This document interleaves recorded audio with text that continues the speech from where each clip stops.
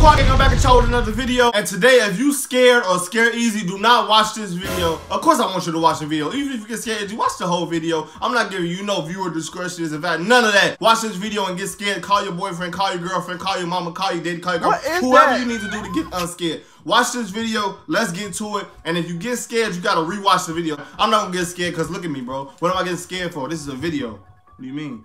Let's start it. Smash the subscribe button too. Nope. If I don't get scared, you gotta subscribe. Nope. You gotta subscribe anyway. I used to use Snapchat a lot last year and the year before. This story takes place during the summer of 2015 when I was 14 years old. I would Snapchat this one friend of mine regularly. We were both on each other's best friends lists. I'll call him Ben for this story. One night, he hadn't snapped me in a while, so I sent him a funny picture. Coincidentally, I happened to be in the app when I saw that he finally opened them. Usually he would respond within a minute, but this time he didn't respond at all. I decided to text him instead, saying, "What's up?" I got a red receipt within the minute. No response though. I didn't know what was up with him or if I did something to piss him off, but I wasn't going to beg him to respond to me, so I put my phone down and focused on something else. Eventually, I started having a conversation with one of my other friends through text, and somehow Ben's name came up, and the fact that he had lost his phone.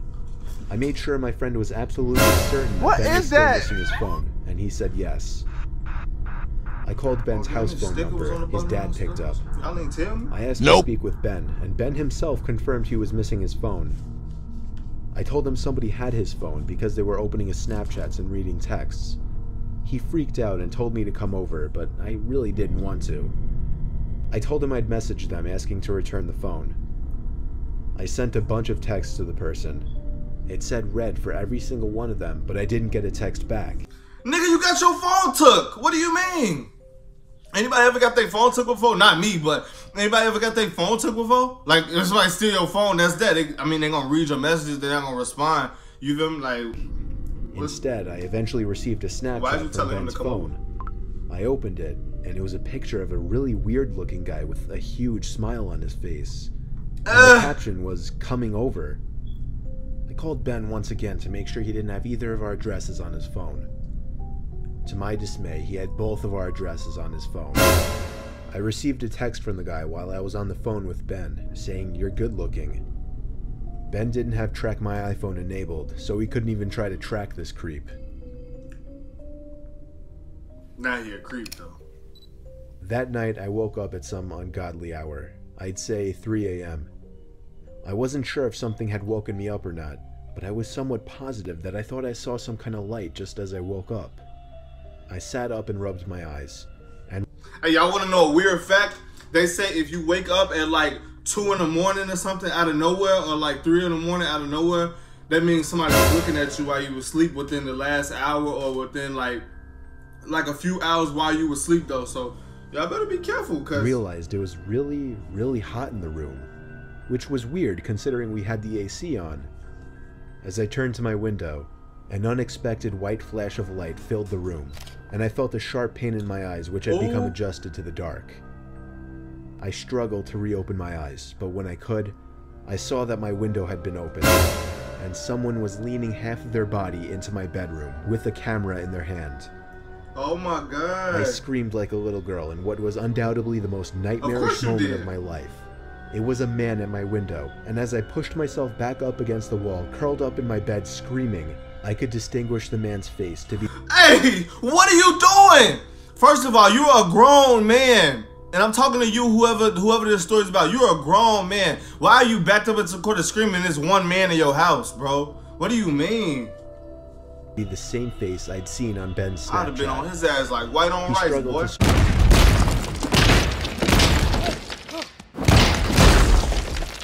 Squeeze himself back out the window, but he did manage to escape before my parents could enter the room. Bro. We contacted the police that same night and had them track the phone. They found the man in a house 2 miles away and arrested him. Ben got his phone back and I got peace of mind, knowing the creep would be behind bars. Wasn't scary.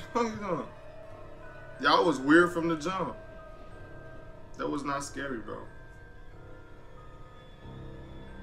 This is a short but terrifying story of something that happened when I was Snapchatting a friend. I'm pretty young, I'm only 13, still in middle school. A girl I really liked had just recently started... I feel like, me personally, I feel like kids that age, when they use Snapchat and stuff, they more vulnerable to like predators and stuff like that, because they don't really know, you know what I'm saying? They don't really know, like, the people that's behind your phone, like 9 out of 10, you texting somebody that's not the person that they should be. That's why I don't really engage in conversation over the phone and nothing like that, unless I really know you, because a lot of people could just make it seem like they somebody else that they're really not, bro. And be careful with y'all kids out there. Like, any kids that's watching my video, make sure you verify who you talking to. Don't talk to somebody that's older than you, and if you older than me, like, I'm 19, so if you older than me or my age, don't talk to nobody that's under the age of 18, bro, because, like, you know, snapping me selfie pictures, and we started messaging each other for a few nights. If you just turned 18, 17, but me, my age, she sent me a snap of herself laying in her bed without a caption. Stupid. I sent a message saying, "What's up?" I'm just playing. She sent another identical picture, this time with a caption saying, "Not much, you?" She set the timer to 10 seconds, so it gave me plenty of time to analyze the picture, including her bedroom in the background, and the dark outline of a person standing by her window. What the f— I quickly sent a response message, saying, "Is that your brother by the window?" She sent another identical snap, this time captioned, "What do you mean?" In this picture, the figure at the window was closer, and I could see a hand pressed up against the glass. I closed the snap before the timer even ran out so I could tell her quicker. I said, "There's somebody at your window, turn around." She opened my snap almost immediately, and then I didn't hear from her again on the app. I grew more and more worried as the minutes passed. I texted her a few times to no avail. I tried calling her a few times to no avail as well. I didn't know her house phone number, otherwise I would have called her parents. It wasn't until midnight when I was already laying in bed that she finally texted me back. She explained the whole situation. As soon as she looked at her window and saw the person standing there, she screamed, and that caused the person, who turned out to be a 20-something-year-old man, to open the window and jump into the room. Oh my God! From there, she ran to her parents' room and woke her dad, who went to her room to find nothing but an open window.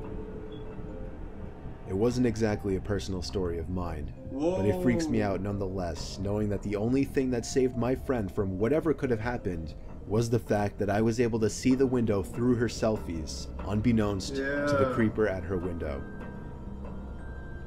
Whoa. That one wasn't scary either. That was just crazy how stuff be happening. That's crazy. When you think of Snapchat, the last thing you would think of is a horror story, besides maybe private pictures being leaked.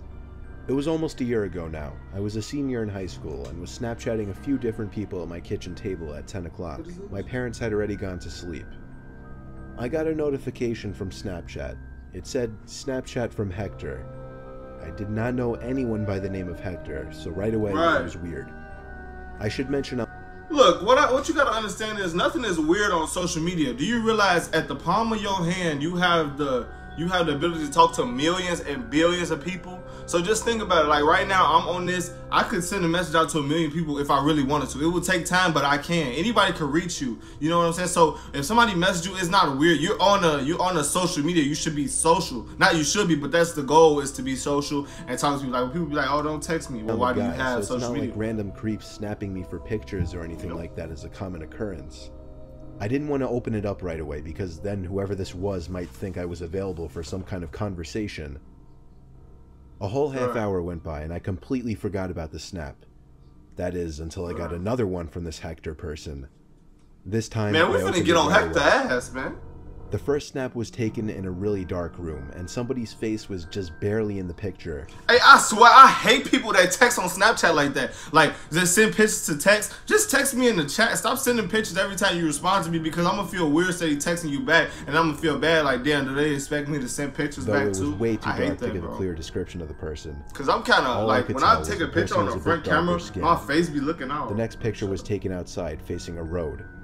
It took me a while to catch on because of the darkness and the graininess of the photo, but there was an arm pointing down the road.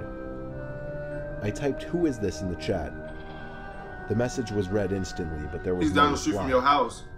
The guy added me, so I added him back. His Snapchat score was literally 5, and he watched all of my Snapchat stories. 5 minutes passed before I got another Snapchat from this Hector guy. I opened it right away. For those of y'all who don't know, your snap score go up by how many snaps you send out, how many snaps you post, and how many people, like, snaps you open. Not view, like, the views. I'm talking about, like, if they send you a snap, like streaks and stuff. That make your snap score go up. This time, a picture taken in the middle of the street. However, I recognized the street he was on.